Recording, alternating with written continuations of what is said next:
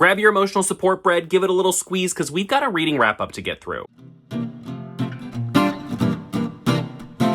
Hello and welcome back to my channel. My name is Jason, or as much of the internet knows me as Easy Cat. You could call me either one of those things. Today I'm very excited because we're going to be talking about all the books that I read in April. And it's going to be, this reading wrap-up, I feel like, is going to represent possibly a shift in what these reading wrap-ups look like. Because if you have been following my short content on, here on YouTube or TikTok or Instagram, you know that I am working on reading through my bookshelf. And what that means is I'm going through my bookshelf one book at a time. If it's a book I've read, I'm deciding whether I want to keep it or unhaul it. And if it's a book I haven't read, which a lot of the books on my bookshelf are books I have not read, which is wild, I'm reading the book. And in many cases, if it is a book that's like a first book of the series, if I enjoy the book, I am reading the series right then and there. I am a chronic read the first in a series, say, well, I liked that, and I'll get back to the rest of the series later, and then never get back to it. And then by the time I get back to it, I've completely forgotten what happened in the first book, and then I have to reread the first book, and it's just an endless cycle. And I don't want to do that anymore. I'm really committed to, if I like a book and it's first book in a series, I'm going to read the series right then and there. If you've been watching the series, there's already been one situation where I decided just to hold off on a series completely because it was like a 10-book long series, and I was like, this will just completely derail this whole thing. So let's come back to that later. And there are a couple series on my bookshelf that's going to be the case with. For example, Discworld. I still have 21 books left in Discworld to read.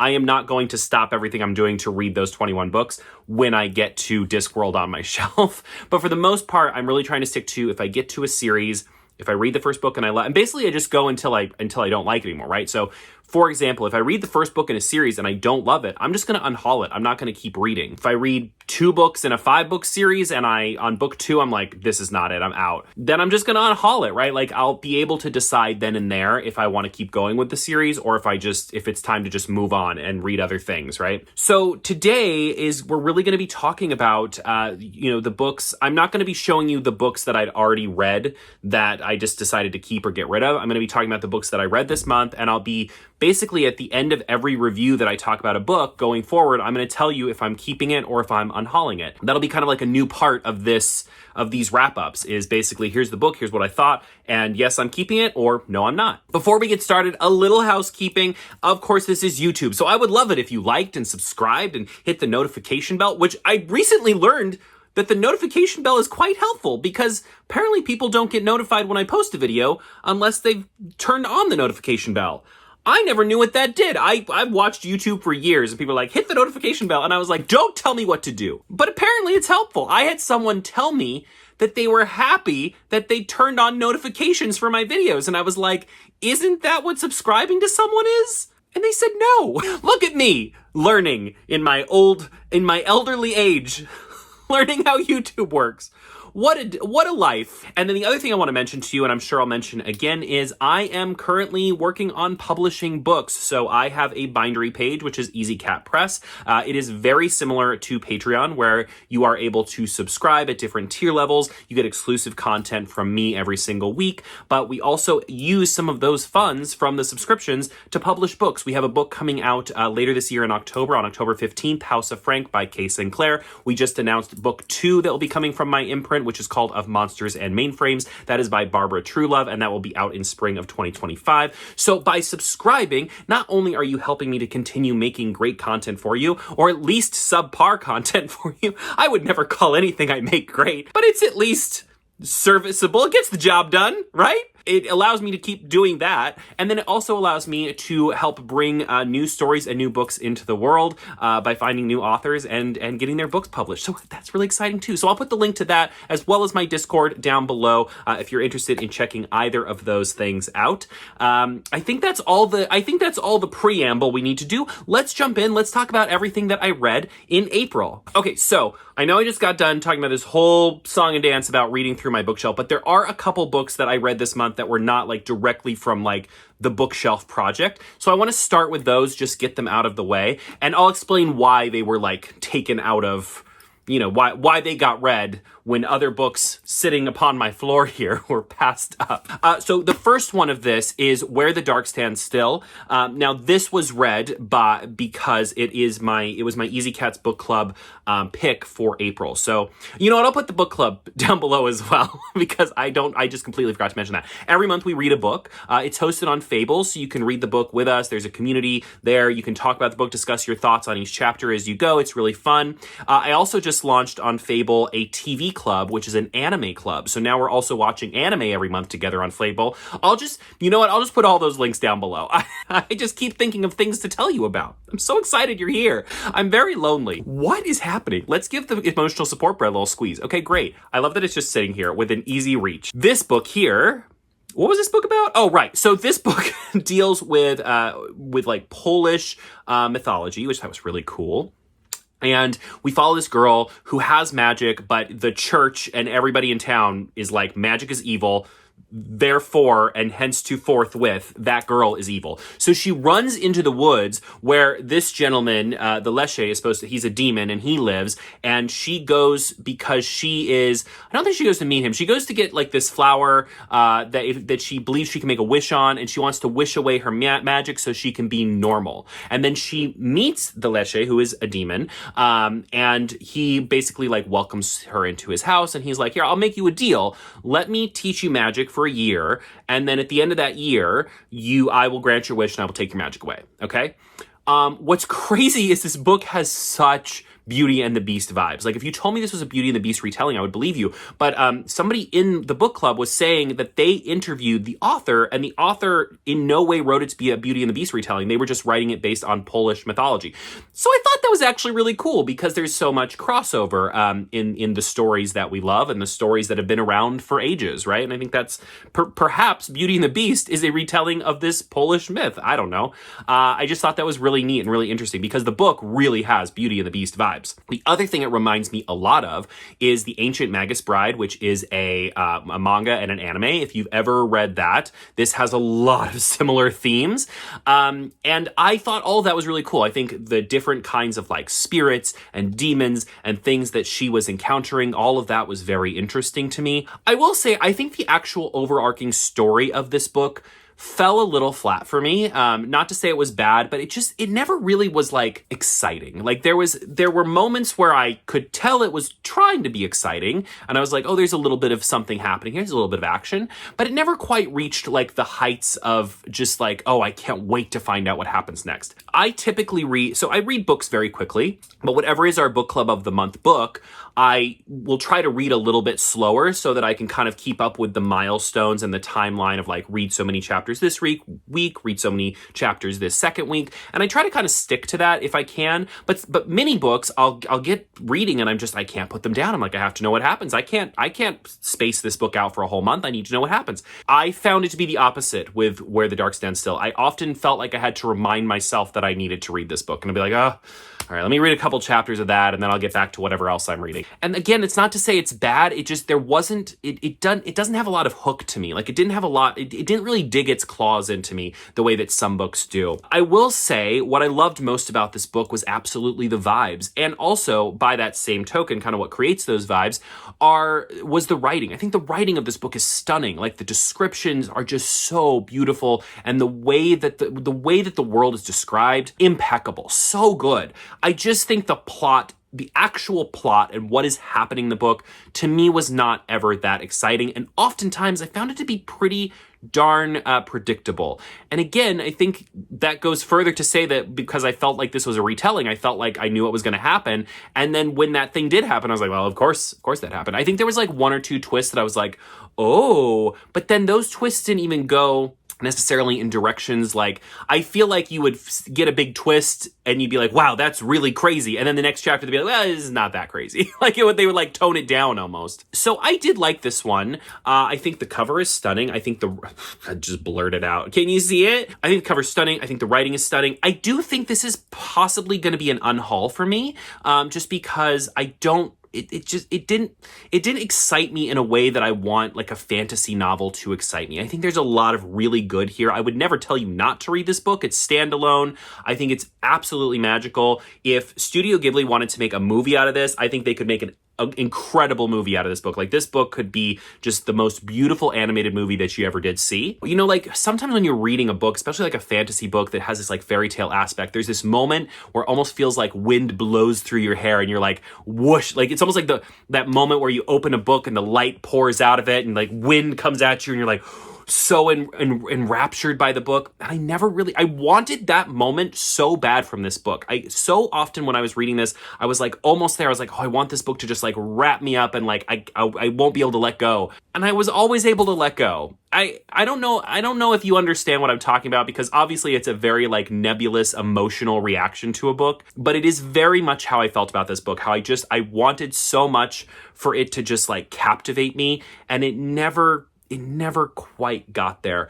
But I do think it was beautifully written, and I do think it was just, the prose were gorgeous, and I quite liked the ending. I thought the ending was a very unique ending. It was very special, and it's one of those books that like the final sentence just feels like such a flourish, like such a cherry on top of the whipped cream of the cake or whatever. I really liked the ending a lot. So it does stick the ending, and I love that. I wish I liked the plot a little bit more. So yeah, that's where the dark stands still. This next one we'll talk about real quick. So this is The Legends of Lotus Island. This is the first book, The Guardian Test. This is middle grade, like younger middle grade. I 1000% picked this up on a whim because I thought the cover was gorgeous, which it is, and it was giving me like anime vibes. It is about these kids who like go to train to be able to like turn into animals to like protect these islands, to be like protectors of the earth. I think it's great, okay? It's a great book. But we talk a lot about here how I think some middle grade books are ageless, right? Any age can read and fully enjoy regardless of who they're written for. I think a lot of what I love about middle grade books is oftentimes they read like adult cozy fantasy, because middle grade books are just so full of wonder and whim, and they're so whimsical, and they're so positive, and they're so light and fluffy, and I love that. And this book does all of that. But I do think this book really, really would be a better read for a younger person. And that is not by any means a complaint, right? Because that is who it's for. Like, that's the target audience. And I think it would be wonderful for the target audience. But as an adult, I did find it to be, the writing and the story and all of it, to be a little too young for me. And that's fine, right? Like, that's perfectly fine. I reiterate that it's fine, because I hate when I see adults complain about young adult books being too young adult. You know what I mean? Like, of course it's too young adult, Linda. It's for young adults. But I do think there are books in young adult spaces, in middle grade spaces, even in like children's picture book spaces that are very timeless and ageless, and anyone can read and fully feel their impact and fully fall in love with. And I think for me, Legends of Lotus Island was just, it's perfect for the age that it's for. And that's wonderful for it. But it is a 4-book series. I think only 3 of the books are out so far. The 4th book is coming out later this year. I'm glad I read it. I'm glad I checked it out. It was a nice palate cleanser, because I read a lot of very intense books this month, which we'll get to in a second. It was a nice like one day read through, kind of like wash the stress out of my brain kind of book. I don't think I'll be continuing the series, I don't think. But I think if you have a youngster who likes like magical, like Avatar: The Last Airbender type stuff, or even kids that like Wings of Fire and things like that, I think they'll love this. And I think it's perfect for the age that it's for, which is very much a compliment. I just don't think I will personally be continuing with the series, and this will probably be an unhaul for me. And last book that I read this month that was out of order, or wasn't part of the bookshelf project, and I've already talked about this one in shorts, was Goosebumps, Welcome to Dead House. I read this purely because I kind of want to start doing a Goosebumps series on my page, and I think I will. I got the second book. I haven't started it yet, but it came in the mail the other day. This was a lot of fun, and honestly, it was quite spooky. It's about these kids it's about this family who inherits a house from an uncle who they've never met or heard of, and it's like a mansion, and they go to move in, and it's, of course, like terrifying, and they move in, and the kids from day one are like seeing other kids wander around the house. They try to tell their parents. Their parents are like, stop hallucinating. There's no kids here. What are you talking about? out. We're unpacking. Please leave us alone. And so then the kids go out because the parents are like, go out and have fun, right? Because that's what you do when you're in a new neighborhood. That doesn't lead to kidnapping ever. And so they're like, go out and have fun. So the kids go out and have fun, and they run into other kids. And every time they run into another kid, one of the kids is like, I used to live in your house, which is like super creepy. And then of course, eventually, I did a whole short where I spoiled it. I'm not going to spoil it here. But eventually they find out what's going on in this town, and it was quite spooky. There's a dream sequence in particular in the book that I was like, this seems very scary for kids. I was stressed about it. Like reading, I was like, I would not want to have this dream. And so this was a lot of fun. And I think I kind of want to read more of these and do more of a series, just like reading through Goosebumps. I think it's, I don't know, it's kind of like a fun nostalgia factor, and it's fun. I think it's really fun to read something that you enjoyed as a kid, as an adult, and just see like how much you've changed, but just how much the stories you like have changed. Speaking of which, did y'all ever read Hank the Cowdog? I had like a crazy flashback to that the other day, and I feel like I read a ton of those books, and I was like, maybe I'll go back and read those as well. But there's like so many of them. I think it was like 40 or 60. I know there's 60 Goosebumps. I can't remember how many for Hank the Cowdogs there were, but there were a ton of them. I was like, man, Hank the Cowdog has seen some stuff. But I was thinking about picking up one of those to read as well. I don't know. The nice thing about Goosebumps is they're all, well, I guess the Hank the Cowdogs were this way too. A lot of them have audiobooks, so I can like speed through, like I can listen to the audiobooks on these because I can get it from my library and just listen to it super fast, which is really cool. But this was a lot of fun, and I think I'll be continuing to read Goosebumps throughout the next couple of months and just see because people seem to really enjoy the video that I did about that. And then maybe after I get through like 5 or 10, maybe I'll rank them or something. I think that could be a lot of fun. I don't know. Did you read Goosebumps? Did you read Goosebumps as a kid? And did you have a favorite one? Let me know. A lot of people have also mentioned they would like to see me read some Fear Street, which I think is aimed at a more YA audience. I could be wrong about that. I did no research on any of the information I just provided you before this video.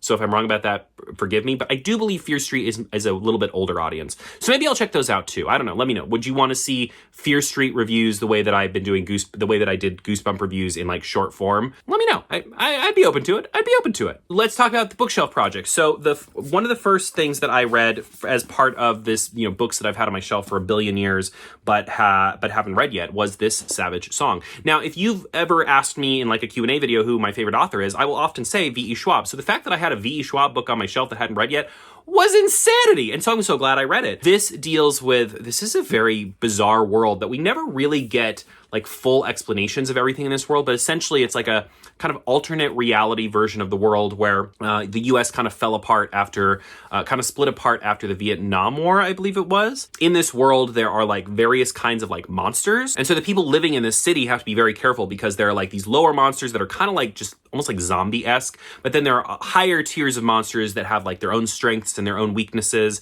that are able to really do some damage. And we follow 2 characters, a young woman who is the daughter of basically like kind of like a crime lord of the town who's like kind of running things, and he's actually got a lot of these like monsters working for him. And then we follow a young man who actually is one of these monsters, and he has the ability to play a violin and like suck the soul out of people, but he can only do it to people who are evil. But like evil just means that I got the impression that evil just means that you've taken a life, which apparently a lot of people in this world have taken lives because he was frequently able to like feed off of people. So it's almost like this vampiricness, but like it had to be someone who had done something, if not taken a life, then done something quite bad, because their soul had to be like tainted for him to consume it. And of course, so these characters are like diametrically opposed to each other, and of course they meet at school, and then forces kind of force them together.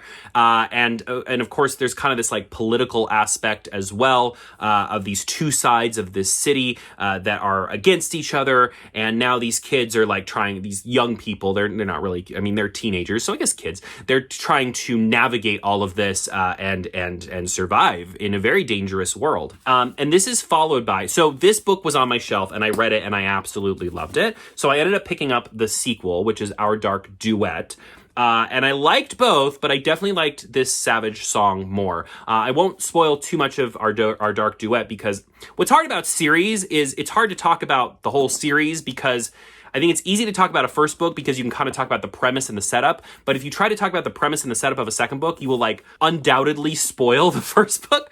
So I'm going to try to be very conscious of that and not give you too many like spoilers or ruin anything that happens. But what I will say is this book reads more like a YA kind of high school set in this like very dangerous alternate reality world. And I liked the theming of that more, of like this, kind of high school story of, the daughter of a crime lord kind of character and a young man who is like a demon and or like a monster. They're not really demons, but like a monster himself. And I liked the high school-esque-ness of this. This book has like a lot more like a military edge to it. Like after the fallout of the first book, there is, the city is in a state where like it's almost like militant. So this is almost like a military story within this like dark universe, like almost like a military zombie story, except they're not fighting zombies. They're fighting people who have essentially become monsters because of bad things that have happened in the world. It's almost like when something bad happens in the world, or like when something bad happens to someone, like when something bad happens to a person, they become one of these monsters. And the degree of badness of what happened to them is what kind of decides how powerful they are as a monster. That is a gross simplification of what is happening in this story, but it's as much as I can say without like spoiling things.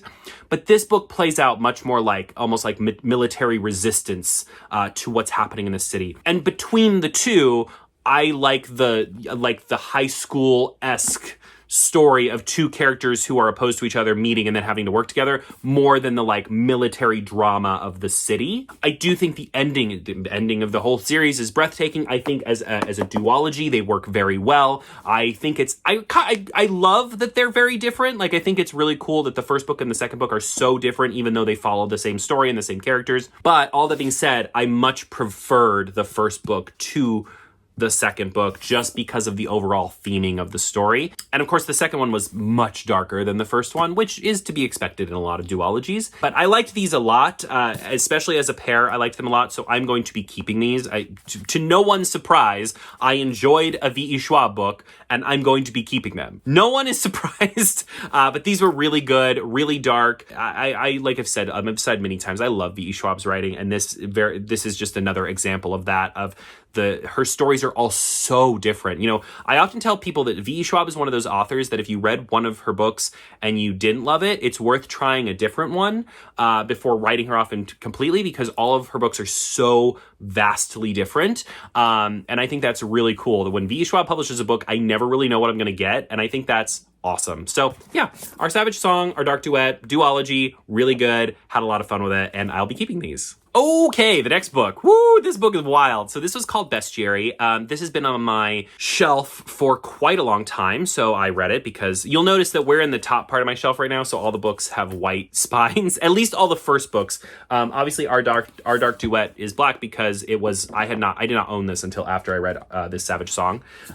So now they're going to sit next to each other and kind of mess up the color scheme, but we'll fiddle with it, and hopefully it won't be too bad. Bestiary is a multi-generational book about a Taiwanese American family, and we follow 3 generations, and we see the turmoil of coming to America and what you expect versus what you get, and kind of the diaspora of that, and feeling just like kind of alone and lost and separated. I think I have so many thoughts about this book. I will say from the outset, I did not like this book. I did not enjoy this book, but I think it's important to mention that I think that's kind of the point.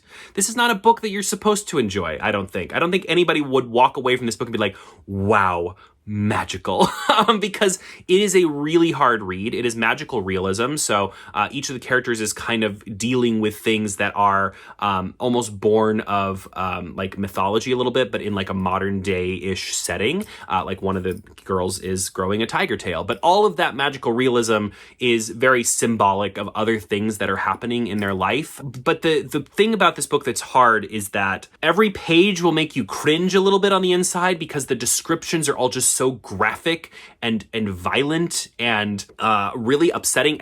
Almost everything is compared to bodily fluids in some way. It's just, there's so much like, there's a high ick factor to this book. I said this in my short review. I've never read a book where characters pee themselves so often. I swear it happens every other page. That's probably an exaggeration, but it happens a lot, to the point where I noticed it. I'm like, again? again. It's a book with like a lot of, it's almost like characters are living their lives in this, multi-generational story with this magical realism aspect. But at the same time, every time anything happens to their bodies, they acknowledge it in like the most intense, graphic, nails on a chalkboard way that they possibly can. And so it was a lot. It was a hard book for me to get through. I'm surprised I didn't DNF it, to be honest. But I just really wanted to see it through, because I think in the uncomfortableness of this, I think a lot of that uncomfortableness is supposed to represent how these characters feel so uncomfortable in their own skins, in their countries, in their homes. All of that is represented really well. I think there's a lot of artistry to this book, and I think the book is in that way, it very much succeeds at what it sets out to do. I think it is a book that is poetic in its own way, and I think it is very powerful, but at the same time, it just was really hard to read. I mean, it was a lot. The descriptions were just so over the top sometimes that I'm sure while I was reading this, my face the entire time was just like, because it was horrifying. It was more horrifying than any horror novel I've ever read, because of the way that things are described. Like, imagine a day-to-day slice of life story about a family being described the way that things in horror novels are described to creep you out. That is how this book is written. And I'm glad I read it, because I've never read anything like it before, and it was definitely a book I will not soon forget. But no, I will not be keeping it. This will be an unhaul. I very much respect and acknowledge the artistry of what was done here, but I will never be reading this book again, because it was a lot. I think that a lot of people will really relate to what these characters go to on in a very visceral way, but this book was too much for me. It was too intense. It was too many bodily fluids described on page. It was a lot. So I appreciate it, but I don't need to continue owning it. And that was Bestiary. Talking about that book, I don't know. It's a weird book to talk about, because it's like when you fully appreciate something, but still are like, no. You know what I mean? Like, it's an interesting experience to be like, this is really good. I do not enjoy it. I think it's an interesting thing to navigate. That's why I say I'm glad I read it, because reading it was an experience, but I also think talking about it and processing it and digesting it as a story was the amount of thought that had to go into me processing that story, and what it was about it that made me uncomfortable, and what it was about it that I thought was really good, despite how it made me feel. I think made it worth the read. Okay, let's move on. Okay, so on a much lighter note, I read Six Crimson Cranes. This was next book on the white part of my rainbow shelf, and then of course I did read the sequel. So Six Crimson Cranes, I've had multiple people tell me that this is a retelling of another fairy tale, but then I've had people tell me that it's not a retelling of a fairy tale, so I don't really know. I haven't actually researched that on my own yet, so I should probably look into that. This follows a young woman who is supposed to get married, and she does not want to. Princess Shiori, she doesn't want to get married, so she's like, she hasn't met the young man. She's just like, I do not want to get married. And so she has a little bit of magic, and so does her stepmother. So she finds out that her stepmom has all this magic, and she's like, man, my stepmom is evil. She's plotting against my dad. I'm going to call her out. When she goes to call her out, her stepmom ends up putting like a curse on her, so she can't speak, and she gets this like bowl put on her head so she can't see. She also just looks ridiculous, as proven by the point that when she runs into people out in the world, they're like, what is going on with that bowl on your head? And her stepmother turns all 6 of her brothers into cranes. Hence the title. And so she sends Princess Shiori out into the world to try and navigate the world, not being able to talk and looking bonkers bananas. And Princess Shiori ends up, going through a bunch of adversity to try and like come up with a plan to try and survive. But then of course to try and come up with a plan to then go back and, end this curse. And many a thing is revealed along the way. And there does end up being a little bit of a love story, because she does meet a young man. And despite not being able to talk, very like Ariel, why did I say that so weird? Very like Ariel in The Little Mermaid, Ariel. I don't know.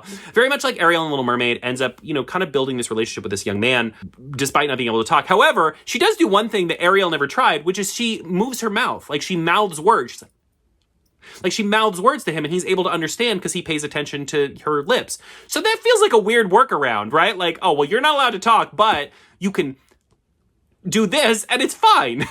I thought that was very funny. Like, to me, that was like a very like weird plot, like a weird loophole in the curse. I was like, well, she'll be fine. I mean, obviously there were people that weren't going to sit there and read her lips. Obviously there were situations that she got into where she couldn't just be like, and start talking with her lips and people pay attention. Because there were some like frantic moments, right? But like on slower moments, everybody should be able to understand her because she could just, and people will get it. So I thought that was very funny. I thought this book was like all right. Like, it was like good. At no point did this book like blow my mind, but it was a good book. It was a good little fairy tale. And I really enjoyed the characters. I especially enjoyed Princess Shiori and this man she meets. I'm going to be a little vague here because I don't want to give anything away. But their little romance, which it's not like an older YA romance or like an adult romance. It's very like almost like younger YA romance. So it's very like fleeting looks and little moments and little raises of hands and just like those little cute moments. And I really liked that a lot. Like, actually, the romantic plot of this book and the moments between those two characters was my favorite thing about it. I just thought it was so stinking cute. And on top of that, all the fables and all of the way that this kind of world of magic sort of winds itself together are really wonderful. And I think the twist on, like, towards the end, there's kind of a twist and you kind of figure out what's happening. Now, I will say, when everything gets revealed, when they're like, this is what was going on all along, I found it to be fairly convoluted. I was like, okay, well, I guess if you say that's what's going on, I'll go with it. But I feel like it's one of those endings and it's one of those, like, plot developments that I think if you were to sit down and, like, think about it too much, it might not work. But I was like, I went along with it. I was like, I don't know if that makes sense, but I'll get on the train anyway. I don't think the train is going the direction I think it's going, but I'll board just to see where we end up. Like, that's kind of how I felt about the ending of this book. But that being said, I enjoyed it. So I picked up the sequel, which is called The Dragon's Promise. This is a tricky book because it's weird because this is a duology, and I got the impression that maybe this was supposed to be a trilogy because there is so much packed into this second book that there is not a moment to rest. Like, it feels like this book, we are just running from point A to point B, back to point A to point C. Now we're going over here. Now I got to go over here. Like, there's like two or three stories, like 2 or 3 books worth of story smashed into this book. And because of that, it's hard to settle into the book and it's hard to really enjoy what's happening moment to moment because it's just so frantic. Like, there's very little like character or character development in this book. It's mostly just running from bad situation to bad situation to back to over here to let's go over there. Like, it's a lot of like traveling back and forth. And so this book was harder for me to enjoy. I will say what I think is interesting is my favorite parts of this book. There were a couple slower moments that deal with Princess Shiori, her relationship with her stepmother and her stepmother's past. And those were the best moments of the book. Like, when they kind of settled into those and kind of explored that, I was like, oh, this is really good. But then we'd like quickly get back up and start running again. And I think what's interesting about that is that there is also just published, I think last year or early this year, a prequel, which I think is called like Her Radiant Curse or This Radiant Curse or something like that. Which is about her stepmom. And it makes sense that those moments were so good because now there's a prequel that explores all of that. Great. And I may end up reading that at some point, but I decided not to for now. I enjoyed these. However, I do think they're going to be an unhaul. I think I have so many books that if a book to me is just like good but not great, I think it's worth maybe not keeping. The one thing that is making it hard for me is I just think these covers are so gorgeous. They're so pretty. And so I'm still a little bit on the fence, but I do think that these will probably be an unhaul for me. Maybe I'll read the prequel first before I decide, but also I feel like the prequel could be standalone. So if I loved that, I've heard a lot of people say that the prequel is the best book in the series so far. If I loved that, I could just keep that and I wouldn't have to own all of them. These will probably be an unhaul for me. They were lovely and I'm glad I read them, but I don't think I would ever pick them up again. You know what I mean? So I feel like these will probably be saying goodbye in the coming days or week at some point for sure. So we'll see. Maybe the covers will win me out. What do you think? What do you think of these covers? I mean, they're gorgeous, but I just don't think I would ever read these again. But I'm glad I read them. So there you go. Okay, we've come to the end. So let's talk about, this is the last thing that I am currently reading from my shelf, going through my bookshelf. And y'all, sometimes I don't often save the best for last, but today we have really saved the best for last. So and Ember in the Ashes. Now I want to tell you a story about this. I got these two books on some sort of sale many years ago. And I think I actually read An Ember in the Ashes, but at the time, I think I read it in my car, like I listened to it while I was driving for work, and I don't think I paid very good attention to it because I could not tell you a single thing that had happened in this book. And when I read it again this past month, it truly was like reading it for the first time. Not a single moment of the book made me go, oh yeah, I remember this. However, I have at some point rated it on Goodreads. So I do think I've read it, but it was back in like 2020 or 2021, and I did not remember a single thing about it. So at the time I bought both, and I was moments from not even reading it, just being like, you know what? I don't even want to deal with a series like this. It seems like a lot of big books. I'm just going to unhaul it, all right? This was on my shelf. I wasn't even going to talk about it. I was just going to take it and unhaul it, not deal with it, because I was like, I'm just not feeling it. It's been on my shelf for how many years, and I haven't had any urge to pick it up. Why start now, right? So I texted some friends of mine, one of being Zoran from Fantasy and Friends, and if you're not following her, she's on all platforms, and she's absolute delight of a human being, and she reads a lot of fantasy, and I said, hey, have you ever read these Ember in the Ashes books? I'm thinking about unhauling them, but should I read? What do you think? And she was like, Jason, you must read them. They are so good. You have to read them. And I trust her very much. She and I sometimes have different opinions on certain books. Like there are certain books that she loves that I'm just like, okay about. But in general, Zoran usually gives me pretty good advice when it comes to books. She has recommended me many books that I absolutely adore. So I take her word pretty seriously. So I was like, all right, I'll read the first one and see what I think, and then I'll decide if I want to keep reading into the second one. So I already had both of these on my shelf. I did not buy this. Holy crap. This was so good. I don't know what I was thinking when I read it back in 2020 and just like forgot about it. But man, this book was bonkers bananas good. We follow two characters again. We follow a young woman. So we're in this city, in the Empire. There's the Empire, and they're like the big government, like military force, and they control everything. And they control everything in a very mean and violent way. And then there are the scholars, which are basically like the people living in the slums who are just like trying to live their life, but are being like basically tormented by the military, by the Empire. And so this girl is one of the scholars, and she is at home with her brother and her grandparents, and the Empire people storm in. They take her brother because apparently he's been spying for the resistance, and then they kill her grandparents, and they leave her. And so she is like all alone. She's like, well, I got to do something to save my brother. So she runs to the resistance, and the resistance is like, okay, well, we'll help you, but you have to do something for us. You have to be a spy and pose as a slave to the commandant of this military, who happens to be the mother of the other main character, who is a young man who is part of this military, but he hates it there. They're so cruel, and all he wants to do is leave. Like, he is planning to escape. He has this whole plan, and then he runs into this guy, who I won't tell you too much about. This guy is one of these people in this story who has the ability to kind of like see into the future a little bit and also like read minds. And he's like, if you leave, you can leave, but everything will fall apart if you leave, and you will become what you've always wanted to not be. But if you stay, there's a chance you'll truly be free someday. So he ends up staying and finds out that the emperor is being like ousted, and they are going to hold a competition for a new emperor, and he has been selected to take part in that competition alongside his best friend, this other girl named Helene. And his mom is the commandant, who hates him and wants him dead, and she is just so evil.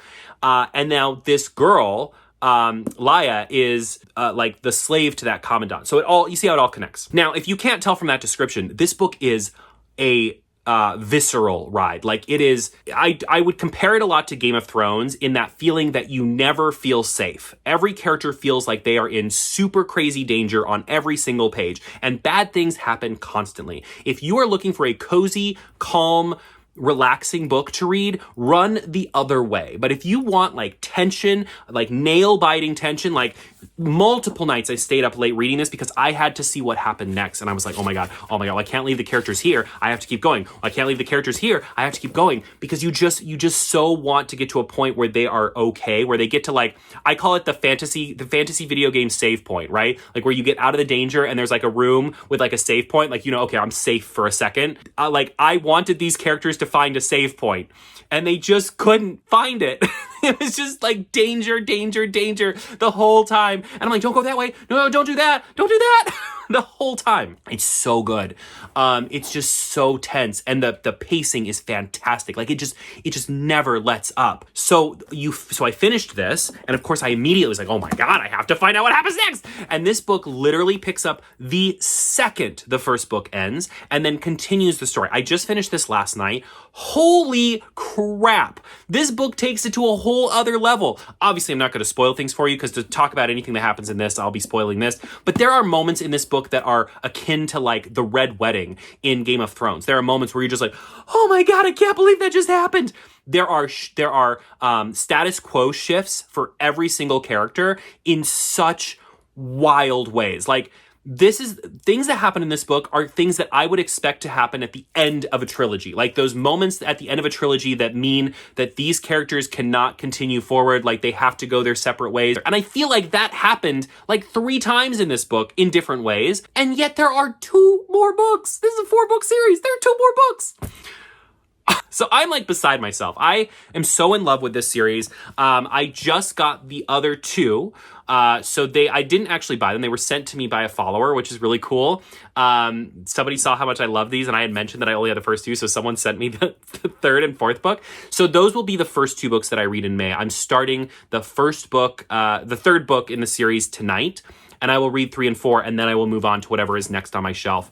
But so far, if I had to choose now, I would say that these are staying on my shelf because I am blown away. Like there are certain books that are just like obsess worthy, right? Like we talk about books that you get obsessed with, that you just like cannot stop thinking about. But I think they come along pretty rarely. For me, I really think the last time that there was a book series that I was just like could not stop thinking about and like wanted to text everyone and my mother to tell how much I loved was probably Legendborn. And that series isn't done yet either. And that is also going to be a 4-book series. But those first 2 books of Legendborn are so freaking good. And like when I was reading them, all I could do was text my friends who had read them to talk about them because I was so obsessed with them. That is how I feel about this. Like this is...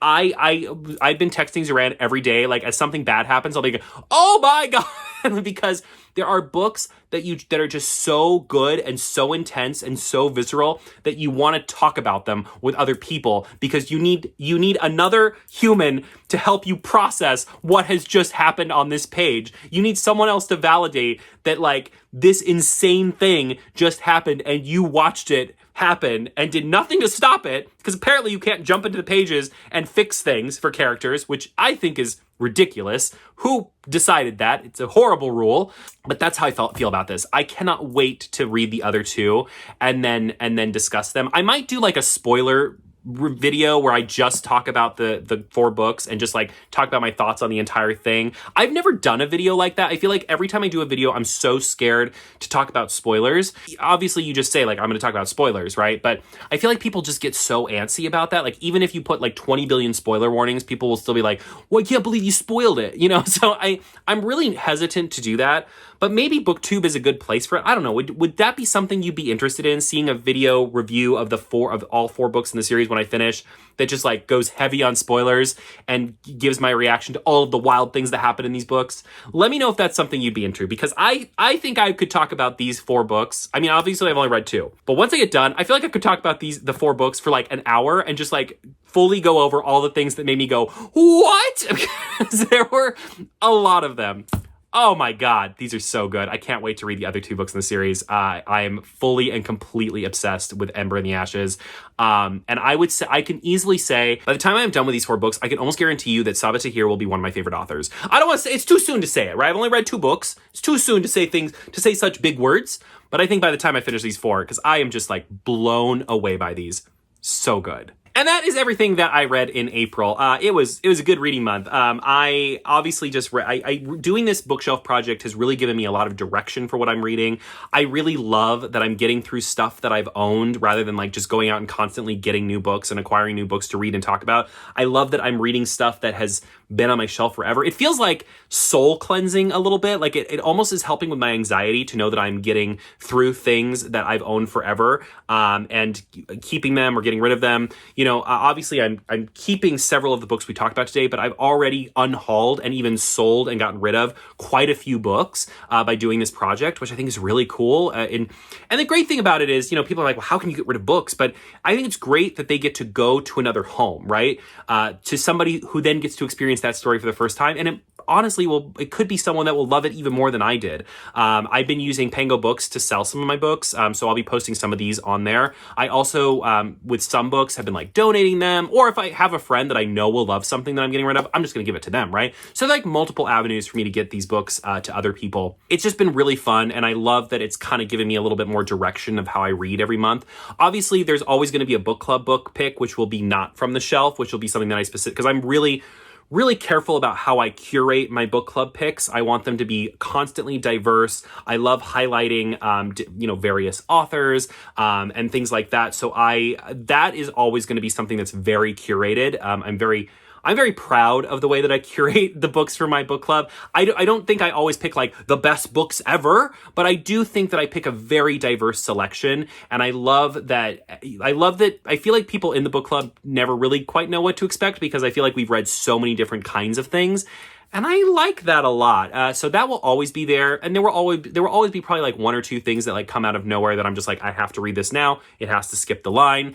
But overall, like being able to read through the things that have been on my shelf forever has been really wonderful and really lovely. And I look at my shelf and I think about like some things that are coming up. Like I have, like, for example, I have Aragon on my shelf. I've never read Aragon before. And when I get to it, I'm going to get to read it for the first time. And I'm going to be able to read that series for the first time. And I think that's going to be so much fun. And I can't wait to talk about that with all of you. So let me know, are you enjoying watching the Bookshelf Project? I know it's mostly been in shorts, but this is the first time I'm kind of talking about it in that long form. Let me know if you've been enjoying watching that on any of my channels. I would love to know. Quick reminders before we go. Make sure to like and subscribe. I'd love to see you back here again. I've put the links to my Fable Book Club, my Discord, and my Bindery community, Easy Cat Press, down below if you want to check those out. I also now have a Fable Anime Club, so if you want to watch anime with me and my little community talk about animes, we're watching Frieren Beyond Journey's End for May. We just started it. It's really good so far. I'm like fully in love with the art and the music and everything. I can't wait to see how the story develops. So I'll put the link to that down below as well. I hope you read something great this month. Let me know if you read anything amazing in April. Have you read any of the books that I talked about today? And what were your thoughts on them? Did you love them? Did you hate them? Let me know. I hope you have a wonderful May. I hope you read a lot of good books. And as always, happy reading.